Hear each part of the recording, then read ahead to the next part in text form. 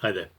It's July the 2nd, and we're continuing our progress through the Acts of the Apostles, Luke's sequel to his Gospel, and we are in chapter 21, reading from verses 18 to 36. Paul has returned to Jerusalem, possibly or probably for the Feast of Pentecost, for Shavuot, which he expressed a desire to do, and so he comes to Jerusalem at a very busy time.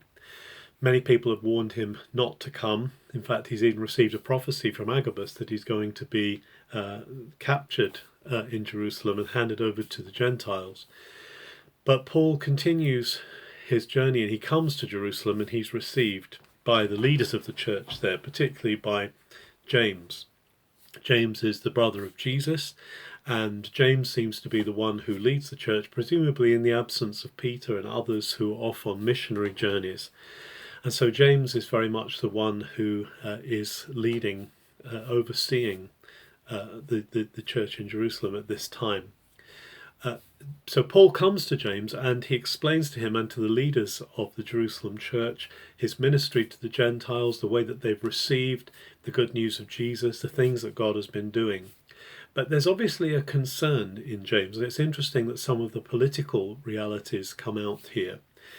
Many Pharisees have followed Jesus, but have also kept to Jewish religious tradition. So they are seeing Jesus rightly as the culmination of the Jewish story, but they are also seeing that circumcision is still essential and that the keeping of the law is essential.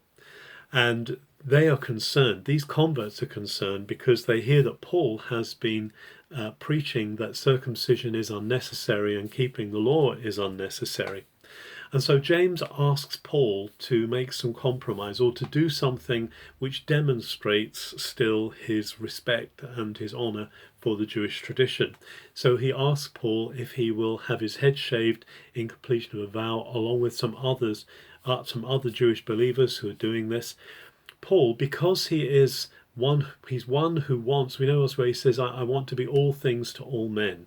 He wants to get as close as possible. So he sees no conflict in doing this. And at the end of 7 days, he's fulfilled his vow and he goes to the temple, presumably to make sacrifice. Now, while he's at the temple, he's spotted by some Jews who come from Asia. Remember that Asia, modern Turkey, is the place where Paul has been doing much of his missionary work and has seen the Gentiles turn to Christ, but also he's stirred up the anger of the Jews there.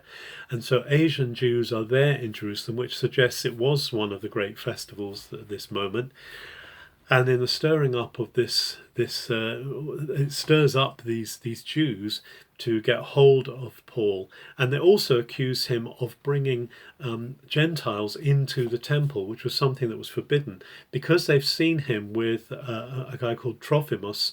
They've thought that he's bringing Gentiles into the temple, which he's not. He's just been seen in Jerusalem with Trophimus. But they attack Paul and they start to beat him. They drag him out of the temple doors are shut so they don't desecrate the temple, and they're beating Paul. Now, because this is the time of year this is one of the big festivals. There are literally thousands and thousands of Jews in Jerusalem. The Roman authorities were on very high alert at this point, and fortunately for Paul, the Roman authorities quickly pick up that there is a riot building in the city.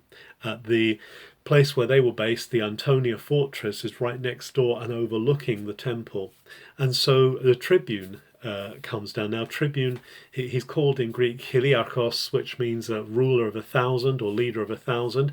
And he was quite an important figure, and he would be responsible for guarding the temple.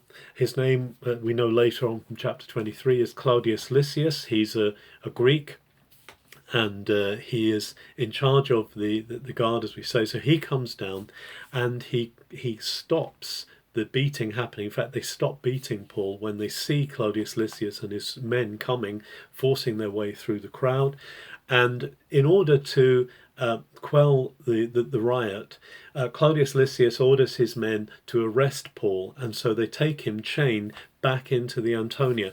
Now, the whole thing is there's such an upheaval going on, there's such an uproar, that Claudius Lysias is unable to make sense of what's going on.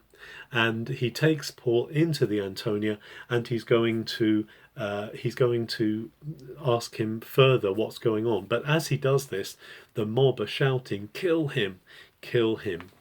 Now remember the words that have been spoken to Paul prior to this by the Spirit, that he's going to be attacked by the Jewish believers, by the Jewish leaders, and he's going to be handed over to the Gentiles. But what they failed to discern here is that actually the Gentiles, the Roman authorities, are going to be key to Paul's continued ability to be able to go on mission, and in fact eventually to get to Rome. So there's an interesting issue here of discernment of what God is saying. This is not the end of Paul's life, although he is under great threat. This is actually God's stepping stones for Paul to eventually bring the word further into Europe and eventually to Rome. We need to see this as a sign to us that God knows our ways, that God knows our footsteps. Even when we feel in danger, even when we feel under threat, God is with us. And we're going to see Paul finding doors open into the future that he could never have understood or seen coming.